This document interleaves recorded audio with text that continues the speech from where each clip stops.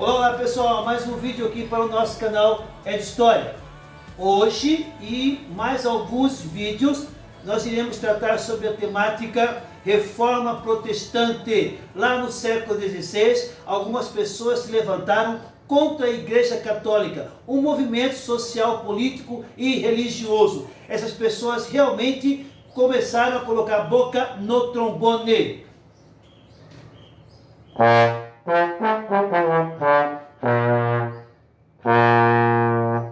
Castelo forte é nosso Deus, escudo e boa espada. 31 de outubro de 1517, pessoal, na porta da igreja do condado de Wittenberg, lá na Alemanha, Martinho Lutero coloca 95 teses contra a Igreja Católica Apostólica Romana. Ele queria chamar um debate, não queria fazer nenhuma cisão, nenhuma divisão na igreja. E esse episódio está enquadrado, pessoal, dentro da primeira modernidade. Muitas coisas aconteceram aí nesta primeira modernidade do século XIV até o século XVI. A transição do feudalismo para o capitalismo, a passagem da Idade Média para a Idade Moderna, ecos do renascimento cultural, urbano, tudo isso estava acontecendo nesse momento. As rotas comerciais, os estados nacionais, a centralização do poder, a figura do rei, o absolutismo, os descobrimentos de novas terras e de novos continentes, nações ibéricas mandando no mundo nesse momento, Portugal e Espanha, uma efervescência. A Europa Central vivia uma efervescência de acontecimentos que vai dar início à modernidade. E todo esse arcabouço de acontecimento vai promover grandes mudanças, grandes alterações na estrutura da Europa Central. Castelo forte é nosso Deus, escudo e boa espada.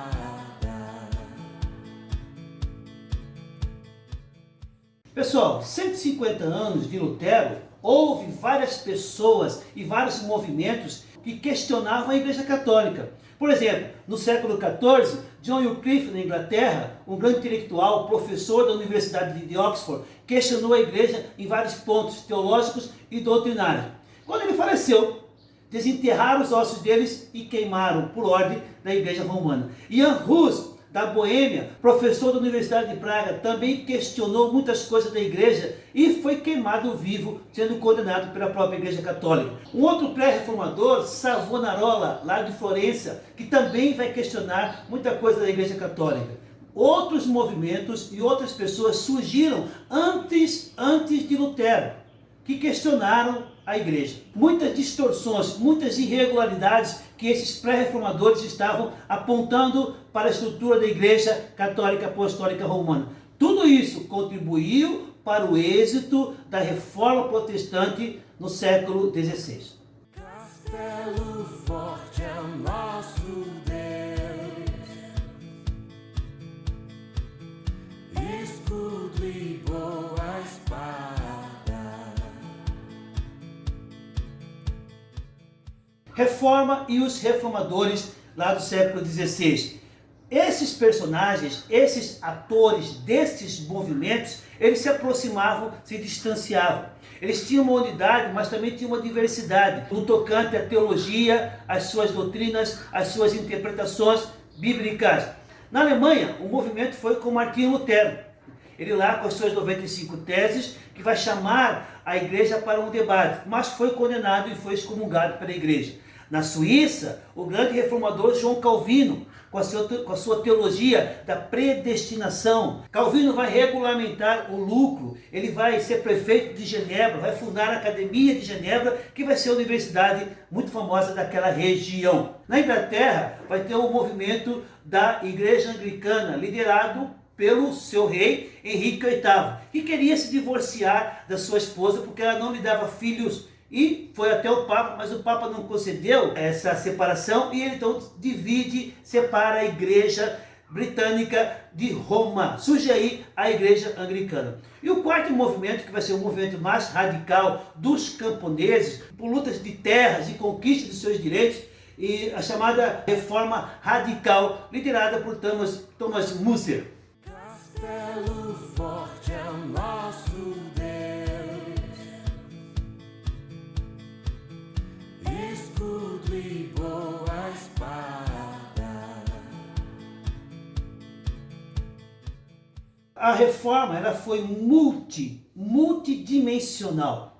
Vários fatores contribuíram para a reforma protestante. Vejam só, as classes sociais daquele tempo: o clero, a nobreza, a burguesia e os camponeses. Só o clero que não apoiou o movimento das reformas. Grande parte da nobreza, grande parte da burguesia, grande parte dos camponeses vão lutar ao lado desses reformadores. Alguns movimentos intelectuais e ideológicos contribuíram bastante também para a reforma. Dentre eles, o nominalismo, o renascimento cultural urbano, também a questão do humanismo e também o escolasticismo tardio. Livros que contribuíram para esse momento, por exemplo, o Elogio da Loucura, de Erasmo de Roterdã, que foi editado em 1509, O Príncipe, de Maquiavel, de 1513, A Utopia, de Thomas More, de 1516, e o livro de Lutero sobre a liberdade, da liberdade do cristão.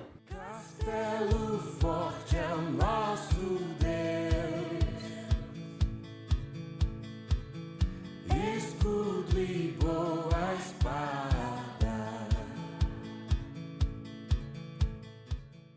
Sem as reformas religiosas, pessoal, seria impossível entender, compreender a modernidade, a contemporaneidade. Temas como liberdade, individualidade, pensamento crítico e a utilização do tempo no trabalho, e a temática sobre igreja e Estado, política e religião, a questão econômica, os valores religiosos, abuso de poder, abuso de autoridade, guerras religiosas. Pessoal, vejam só, não podemos entender o nosso mundo sem entender as reformas religiosas do século XVI. O direito à escolha religiosa, tolerância religiosa, a teoria do direito e da resistência.